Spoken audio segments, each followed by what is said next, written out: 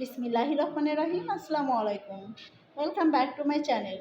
সবাইকে আবারও স্বাগতম জানাচ্ছি নতুন একটা রেসিপি ভিডিও দেখার জন্য। আজকে আপনাদের মাঝে নিয়ে এসেছি ভিন্ন রকম 4টি জেলার বিখ্যাত পিঠার রেসিপি। পিঠাগুলো বানানো যেমন ইজি, খেতেও আলহামদুলিল্লাহ অনেক বেশি মজাদার। ছোট থেকে বড় যে কেউ দেখলে সহজেই বানিয়ে নিতে পারবে। তো প্রথমে আমি সিলেটের ঐতিহ্যবাহী নুনগড়া বা নুনিয়া পিঠা রেসিপি শেয়ার করব। যারা মিষ্টি পিঠা একদমই পছন্দ করেন না তারা এই রেসিপিটি ট্রাই করতে পারেন। ঝাল ঝাল এই পিঠাটি গরম এবং ঠান্ডা দু অবস্থায় খেতে কিন্তু ভীষণই মজা হয়ে থাকে। তো চলুন রেসিপিটি শুরু করা যাক। প্রথমে আমি চুলোতে একটা কড়াই বসিয়ে তাতে দিয়ে দিব 1 কাপ পানি। আপনারা আপনাদের পরিমাণ অনুযায়ী যদি বেশি বানাতে চান সেক্ষেত্রে পানির পরিমাণ বেশি দিয়ে নেবেন। তারপর পানিতে যখন বলক চলে আসবে সে পর্যায়ে আমি দিয়ে দিব একটা বড় সাইজের পেঁয়াজ কুচি এবং 2টা কাঁচামরিচ কুচি। তারপর দিয়ে দিব পরিমাণ অনুযায়ী লবণ, 1 চা চামচ চাট মশলা, 1/2 চা চামচ লাল মরিচের গুঁড়া, 1/2 চা চামচ হলুদ গুঁড়া। ঝালটা আপনারা আপনাদের টেস্ট অনুযায়ী নিয়ে নেবেন। তারপর আমি এটাকে কিছুক্ষণ জাল করে নিব যাতে পেঁয়াজ এবং মরিচগুলো একদম সফট হয়ে আসে। যখন পেঁয়াজ মরিচগুলো সফট হয়ে আসবে সে পর্যায়ে আমি দিয়ে দিব এখানে ভেজা চালের গুঁড়ি 1 কাপ। আপনারা শুকনা বা ভেজা দুটাই ইউজ করতে পারবেন। তারপর নেড়েচেড়ে স্মুথ একটা ডো তৈরি করে নিব। যখন ব্যাটারটা অনেকটা ডোটা একদম হয়ে আসবে সে পর্যায়ে আমি দিয়ে দেব এখানে ধনিয়া পাতা কুচি। আমি ধনিয়া পাতাটা একদম লাস্টে ইউজ করেছি, তাতে ধনিয়া পাতার ফ্লেভারটা বেশ ভালো পাওয়া যাবে এবং দেখতেও ভালো লাগবে। আমার ডোটা রেডি হয়ে গেছে, আমি একটা কিচেন স্ল্যাবের ওপর উঠিয়ে নিলাম। এরপর ডোটাকে আমি ভালো করে ময়ান করে নিব।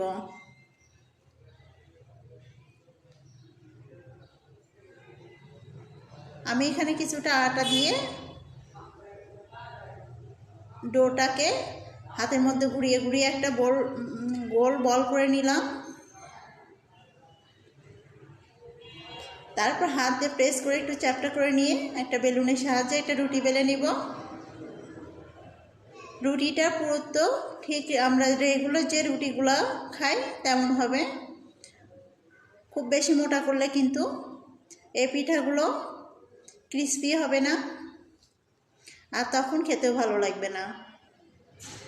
আমার রুটিটা বেলে নেওয়া হয়ে গেছে। তারপর আমি একটা বয়ামের মুখার সাহায্যে পিঠাগুলো শেপ দিয়ে নিব। আপনাদের কাছে যদি কুকি কাটার থাকে আপনারা কুকি কাটারের সাহায্যে বা যে কোনো শেপ দিয়ে পিঠাগুলো তৈরি করে নিতে পারেন। যদি আমার ভিডিওটি ভালো লাগে please like, comment, share and subscribe করে অল নোটিফিকেশনটি অন করে রাখবেন। যদি এই পিঠাগুলো বালিশের আকৃতিতে বানানো হয় কিন্তু আমি আজকে গোল শেপ দিয়েই পিঠাগুলো তৈরি করে নিব। তো কথা বলতে বলতে আমি সবগুলো পিঠার শেপ দিয়ে নিয়েছি। এখন পিঠাগুলোকে আমি একটা ডিশের মধ্যে নিয়ে নিব। পিঠাগুলো যে কতটা টেস্টি হয়, কতটা মজা হয় একবার অবশ্যই বাড়িতে বানিয়ে দেখবেন। পিঠাগুলো আমার বানানো হয়ে গেছে। এবার আমি পিঠাগুলোকে ভাজতে চলে যাব চুলোতে আমি ওই কড়াইটাই বসিয়ে দিয়ে তাতে আমি পরিমাণ মতো তেল বসিয়ে দিয়েছি। তেলটা যখন খুব ভালো করে গরম হবে তারপর এক এক করে পিঠাগুলো আমি ছেড়ে দিব। অবশ্যই একদম গরম তেলের মধ্যেও পিঠাগুলোকে দিতে হবে, না হলে কিন্তু পিঠাগুলো ফুলতে চাইবে না। আর উল্টিয়ে পাল্টিয়ে পিঠাগুলোকে ভেজে নিতে হবে, না হলে পিঠাগুলো দেখা যাবে যে পুড়ে যাবে। আমার যে পিঠাগুলো আগে দিয়েছিলাম সেগুলো কিন্তু দ্রুত কালার চলে এসেছে। পিঠাগুলো দেওয়ার পর কিন্তু চুলার আঁচটা একটু কমিয়ে দিতে হবে। তারপর উল্টিয়ে পাল্টিয়ে আমি পিঠাগুলোকে একদম ক্রিস্পি করে ভেজে নিলাম। সুন্দর একটা কালার যখন চলে এসেছে সে পর্যায়ে আমি পিঠাগুলোকে উঠিয়ে নিলাম। আবার প্রথম ব্যাচের পিঠাগুলো আমি ভেজে নিয়েছি। সেম প্রসেসে আমি বাকি পিঠাগুলো ভেজে নিব। এই পিঠাগুলো যদি আপনি বিকেলবেলার স্ন্যাক্স হিসেবে চায়ের সঙ্গে রাখেন, খেতে কিন্তু দুর্দান্ত হয়ে থাকে। কথা বলতে বলতে আমি সবগুলো পিঠা ভেজে নিয়ে আসলাম। দেখুন পিঠাগুলো মাশাআল্লাহ কতটা ইয়ামি লাগছে। আমি একটা পিঠা আপনাদেরকে দেখিয়ে দিচ্ছি, দেখুন পিঠাগুলো কতটা ফুলকো হয়েছে। আমি পিঠার আওয়াজ আপনাদেরকে শুনিয়ে দিচ্ছি, দেখুন কতটা ক্রিস্পি হয়েছে।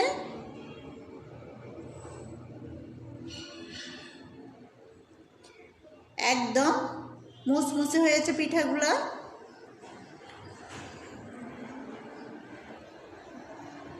পিঠাগুলোকে একটু সময় নিয়ে ভাজলে কিন্তু ঠিক এমনই ক্রিস্পি হবে।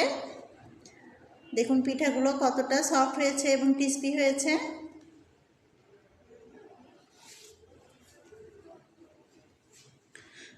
এই পিঠার মধ্যে ধনিয়া পাতা অ্যাড করার জন্য কিন্তু অনেক বেশি ভালো লাগে খেতে।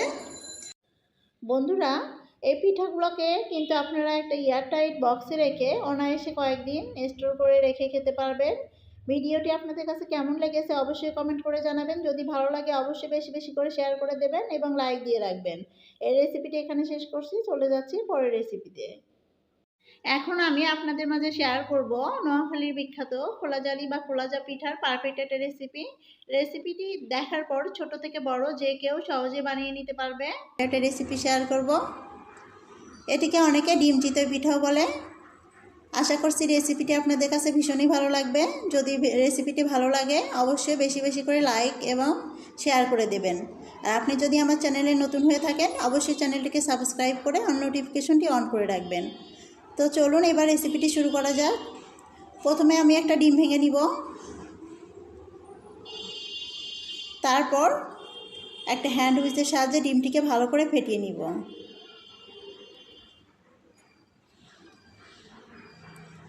ডিমটা আগে থেকে ফেটিয়ে রাখলে পিঠাটা পিঠার ব্যাটারটা খুব ভালো হয়।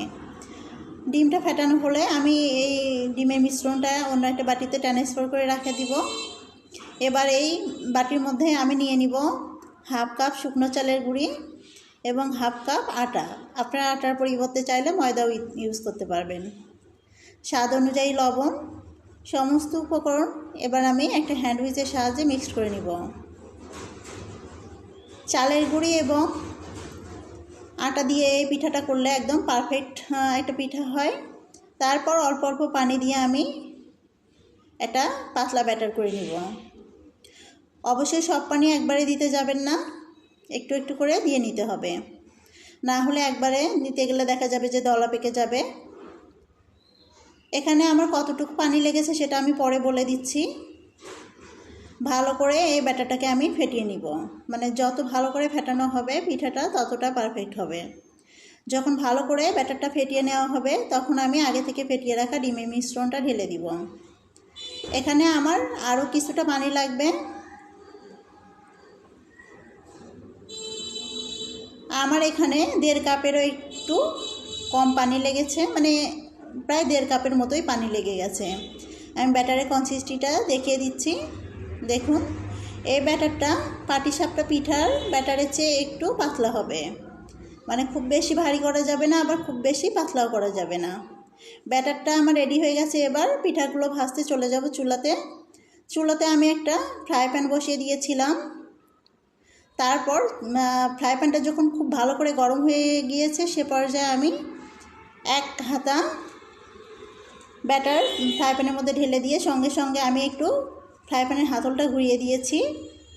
ঠিক 1 মিনিটও লাগবে না, 47 সেকেন্ডের মধ্যে আমার একটা পিঠা হয়ে গেছে। দেখুন পিঠাটা কতটা জালিযুক্ত হয়েছে। এই পিঠার বৈশিষ্ট্যই কিন্তু অসংখ্য ছিদ্রযুক্ত হওয়া। আমার পিঠাটা উঠিয়ে নেওয়া হয়ে গেছে। সেম প্রসেসে আমি আবারও একটা পিঠা ব্যাটার দিয়ে দিলাম। তবে পিঠা দেওয়ার আগে প্রতিবারই কিন্তু ফ্রাই প্যানটাকে একটা কাপড়ের সাহায্যে মুছে নিতে হবে। আবারও ফ্রাই প্যানটাকে খুব ভালো করে গরম করে হাই হিটে কিন্তু পিঠাগুলোকে ভাজতে হবে। চুলার আঁচটাকে কোনোভাবে কিন্তু মিডিয়াম বা লোতে রাখা যাবে না। একদম হাই হিটে পিঠাগুলো ভাজলে দেখা যাবে যে অসংখ্য ছিদ্রযুক্ত হবে। আমি পিঠার ব্যাটারটা দেওয়ার পরে যে দেখুন সঙ্গে সঙ্গে কিন্তু পিঠার উপরের কালারটা একদম চেঞ্জ হয়ে আসছে। প্রায় 1 মিনিট রাখার পর আমি পিঠাগুলোকে উঠিয়ে নিচ্ছি। এই পিঠাটিও দেখুন মাশাআল্লাহ কতটা সুন্দর হয়েছে, কতটা ছিদ্রযুক্ত হয়েছে। আমি পিঠাটিকে উঠিয়ে নিচ্ছি। সেম প্রসেসে আমি সবগুলো পিঠাই ভেজে নিয়েছিলাম। এখানে আমার 1 কাপ চালের মানে হাফ কাপ চালের গুঁড়ি এবং হাফ কাপ ময়দা থেকে দেখুন কতগুলো পিঠা হয়েছে।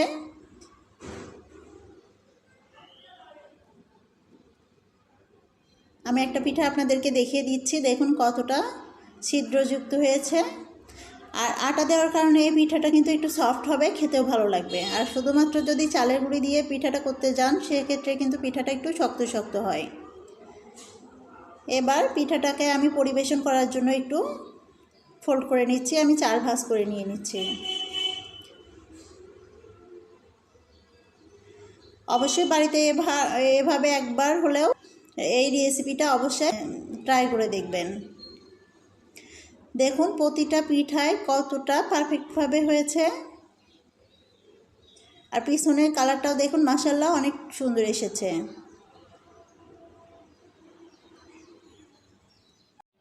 রেসিপিটি আমি আপনাদেরকে খুবই সহজভাবে দেখিয়ে দিয়েছি। রেসিপি রিলেটেড যদি কোনো কোশ্চেন থাকে অবশ্যই কমেন্টে জানাবেন, আমি রিপ্লাই দেওয়ার চেষ্টা করব। আর আবারও বলছি, রেসিপিটি যদি আপনাদের কাছে ভালো লাগে অবশ্যই একটা লাইক দিয়ে রাখবেন এবং বেশি বেশি করে শেয়ার দিয়ে দেবেন। এই রেসিপিটি এখানে শেষ করছি, চলে যাচ্ছি পরের রেসিপিতে। এখন শেয়ার করব নোয়াখালীর বিখ্যাত ডিম সুন্দরী বা পান্তুয়া পিঠার রেসিপি। এই পিঠাটা দেখতে অনেক আকর্ষণীয়, খেতে কিন্তু ভীষণই মজাদার হয়। ছোট থেকে বড় সবাই ভীষণই পছন্দ করে এই পান্তুয়া পিঠাটি। তো পান্তুয়া পিঠার পুরো রেসিপিটি দেখে নেওয়া যাক। তার আগে বলছি, ভিডিওটি যদি ভালো লাগে অবশ্যই একটা লাইক দিয়ে রাখবেন। একটা মিক্সিং বোলের মধ্যে নিয়ে নিব আমি 1/3 কাপ ময়দা এবং 1/3 কাপ শুকনো চালের গুঁড়ি। ময়দা এবং চালের গুঁড়িটা অ্যাড করলে এই পিঠার টেস্টটা ভালো আসে। তারপর দিয়ে দিলাম হাফ কাপ চিনি এবং স্বাদ অনুযায়ী লবণ। সমস্ত কিছু একটু হ্যান্ড উইক্স দিয়ে ভালো করে মিশিয়ে নেওয়ার পর আমি অল্প অল্প লিকুইড দুধ দিয়ে একটা গোলা তৈরি করে নিব। এখানে আমি আবারও ময়দা এবং শুকনো চালের গুঁড়ি নিয়েছি 1/3 কাপ। আমি যে পরিমাণ পিঠা তৈরি করেছি তাতে আমার পুরো ফ্যামিলির খুব ভালোভাবে হয়ে যাবে। তারপর অল্প অল্প দুধ দিয়ে আমি এই লিকুইডটা তৈরি করে নিব। চাইলে আপনারা পানি দিয়েও এই ব্যাটারটা তৈরি করে নিতে পারবেন, তবে দুধ দিলে টেস্টটা অনেক ভালো আসে। তারপর আমি ব্যাটারটাকে ভালোভাবে ফেটিয়ে নিলাম। ব্যাটারের মধ্যে যেন কোনো লাম্পস না থাকে সেদিকে লক্ষ্য রাখতে হবে। আমি চামচ দিয়ে দেখিয়ে দিচ্ছি পিঠার গোলাটা ঠিক কেমন হবে। চামচ যেন সুন্দরভাবে কোট হয়ে যায়, তাহলে বুঝতে হবে যে ব্যাটারটা একদম পারফেক্টভাবে রেডি হয়ে গিয়েছে। এই ব্যাটারটাকে কিন্তু খুব বেশি পাতলা বা ভারী করা যাবে না। তারপর আমি ব্যাটারটাকে 2টা বাটির মধ্যে আলাদা করে নিয়ে নিলাম। একটা বাটিতে আমি একটু অরেঞ্জ ফুড কালার, সামান্য পরিমাণ অরেঞ্জ ফুড কালার অ্যাড করে নিয়েছি, তাতে একটা সুন্দর কালার হবে। আমি খুব বেশি দেই নাই, তবে দিলে কিন্তু দেখতে ভালো লাগে। আপনারা চাইলে শুধুমাত্র একটা ব্যাটার দিয়ে ওই পিঠাটা তৈরি করে নিতে পারবেন। আমি শুধুমাত্র দেখার সৌন্দর্যের জন্য একটা ব্যাটারের মধ্যে অরেঞ্জ ফুড কালার দিয়েছি। তারপর চলে আসলাম চুলাতে একটা কড়াইয়ে সামান্য পরিমাণ তেল দিয়েছিলাম। তার মধ্যে একটা ডিম ভেঙে দিলাম এবং উপর থেকে হাফ চা চামচ চিনি দিয়ে দিলাম। আমি কিন্তু এখানে লবণ দিইনি, চিনি দিয়েছি। চিনিটা দিলে এই পিঠাটা খেতে ভালো লাগবে। তারপর এক পাশ হয়ে আসলে আমি উল্টিয়ে দিব। আমরা ঠিক যেভাবে ডিম হাফ বয়েল করি সেভাবে ডিমটাকে হাফ বয়েল করে নিব। আমার ডিমটা হাফ বয়েল করা হয়ে গিয়েছে, আমি এখন ডিমটাকে উঠিয়ে নিব। এবার ডিমটা ওই কড়াইয়ে আমি দিয়ে দিব পর্যাপ্ত পরিমাণ তেল, যাতে এই তেলের মধ্যে পিঠাটাকে সুন্দরভাবে ভাজা হয়। তারপর আমি ডিমটাকে সাদা ব্যাটারের মধ্যে দিয়ে দিলাম। আপনারা অবশ্যই চেষ্টা করবেন যদি দুইটা ব্যাটার তৈরি করেন তাহলে অবশ্যই কালারফুল ব্যাটারের মধ্যে ডিমটাকে প্রথমে কোট করে নেবেন, তাতে দেখতে সুন্দর লাগবে। তারপর আমি সাদা ব্যাটারের মধ্যে সুন্দরভাবে ডিমটাকে কোট করে এবার তেলে ছেড়ে দিব। তবে তেলে ছাড়ার আগে খুবই সাবধানতার সাথে আপনি তেলে ছাড়বেন, না হলে কিন্তু তেল ছিটে আসতে পারে। তারপরে এক পাশ হয়ে আসলে আমি উল্টিয়ে দিব। অপর পাশটা হয়ে আসলে আমি পিঠাটাকে উঠিয়ে নিব। এবার আমি অরেঞ্জ কালারের যে ব্যাটারটা রেডি করেছিলাম সেটার মধ্যে দিয়ে দিব। আবারও সেমভাবে আমি পিঠাটাকে কোট করে নিয়ে তেলের মধ্যে ছেড়ে দিব। পিঠাটা ভাজা হয়ে গেলে আমি আবারও সাদা ব্যাটারের মধ্যে তৈরি করব, পিঠাটাকে কোট করে নিব। মানে একবার সাদা ব্যাটার, একবার অরেঞ্জ ফুড কালারের মধ্যে দিয়ে দিতে হবে, তাহলে পিঠাটা দেখতে ভালো লাগবে। বারবার একই ব্যাটারের মধ্যে না দিয়ে আলাদা আলাদা কালারের মধ্যে দিলে পিঠাটা দেখতে ভালো লাগবে। তারপর আমি 4 থেকে 5 বার এভাবে ডুবিয়ে ডুবিয়ে পিঠাটাকে ভেজে নিলাম। দেখতে পাচ্ছেন আমার পিঠাটা কতটা বড় হয়ে গিয়েছে। তারপর পিঠাটাকে আমি কেটে নিচ্ছি। দেখুন পিঠাটা দেখতে কতটা সুন্দর লাগছে। তবে আপনারা একটা ডিমে কিন্তু আরও 1/2 কাপ ময়দা এবং চালের গুঁড়ি অ্যাড করতে পারেন। তবে আমি যে পরিমাণ ইউজ করেছি তাতে কিন্তু আমার পরিবারের সবার খেয়েও বেঁচে গিয়েছিল। পিঠাটা খেতে কিন্তু ভীষণই মজাদার হয়, বাড়িতে একবার হলেও ট্রাই করবেন। আর রেসিপিটি আপনাদের কাছে কেমন লেগেছে অবশ্যই কমেন্ট করে জানাবেন। আর ভিডিও যদি ভালো লাগে অবশ্যই একটা লাইক দিয়ে রাখবেন। এই রেসিপিটিও এখানেই শেষ করছি, চলে যাচ্ছি পরের রেসিপিতে। বিক্রমপুরের ঐতিহ্যবাহী বিবিখানা পিঠার রেসিপি। সব পিঠার সেরা থেকে একদমই অন্যরকম, খেতে কিন্তু ভীষণ মজার হয়ে থাকে। তো চলুন বিবিখানা পিঠার রেসিপিটি শুরু করা যাক। প্রথমে আমি একটা কড়াইয়ের মধ্যে নিয়ে নিব 750 গ্রাম লিকুইড দুধ। ফ্লেভারের জন্য দিয়ে দিব 3টা সবুজ এলাচ। এখন নেড়ে চেড়ে দুধটাকে অর্ধেক করে নিব। দুধটা যখন জাল করে অর্ধেক হয়ে যাবে সে পর্যায়ে আমি চুলাটাকে অফ করে দিয়ে দুধটাকে অনেকটা ঠান্ডা করে নিব। তারপরে এখানে দিয়ে দিব খেজুরের গুড় 1 কাপ। এই রেসিপিতে অবশ্যই চেষ্টা করবেন ফ্রেশ কোরানো নারকেল দিতে। নারকেল কোরানো ছাড়া কিন্তু এই রেসিপিটা একদমই অসম্পূর্ণ। আমার কাছে ফ্রেশ কোরানো নারকেল ছিল না, নারকেল এবং গুড় পাকানো ছিল, সেটা আমি 1/2 কাপের মতো এখানে দিয়ে দিচ্ছি। সবকিছু নেড়ে চেড়ে মিক্সড করে নিব।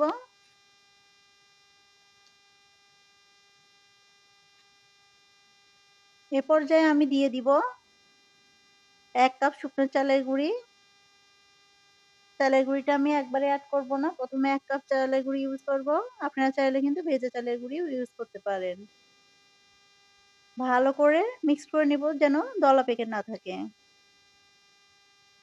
মিক্সড করা হয়ে গেলে এখানে আমি আবারও 1 কাপ চালের গুঁড়ি দিয়ে দিব। এখানে চালের গুঁড়ি যে পরিমাণ দেবেন তার কিন্তু 4 ভাগের 1 ভাগ অবশ্যই ময়দা দিতে হবে। আমার হাতের কাছে ময়দা ছিল না, এ কারণে আমি দিতে পারিনি। ফ্লেভারের জন্য দিয়ে দিব 1 চা চামচ ঘি। এই ঘিটা অ্যাড করার কারণে কিন্তু এই পিঠার মধ্যে একটা রাজকীয় ভাব চলে আসে।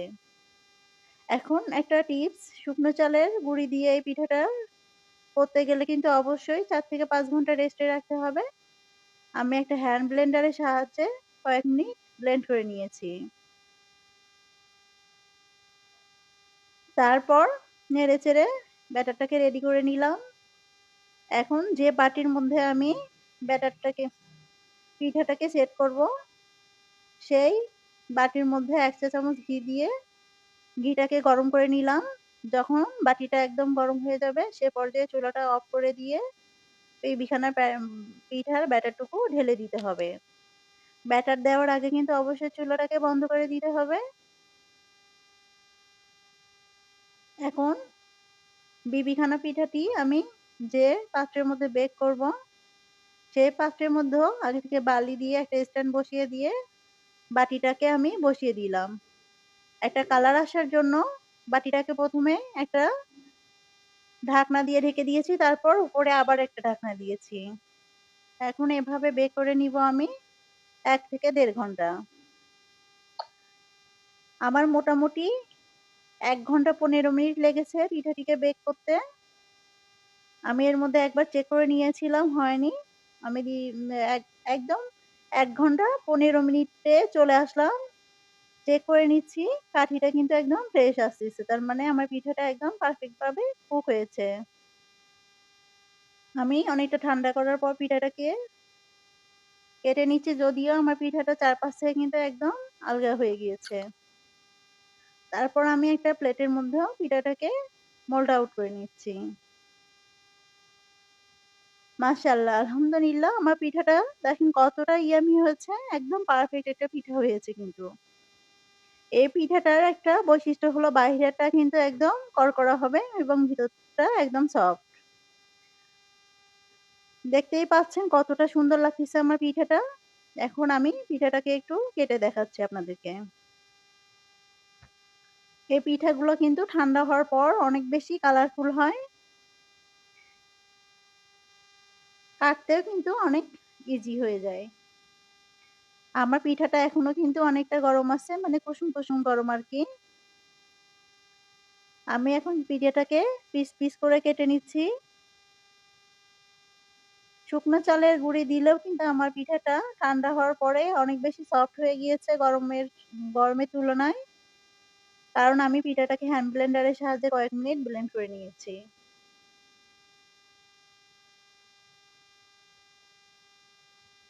পিঠাটাকে কতটা সুন্দর লাগছে দেখতেই পারছেন নিশ্চয়ই।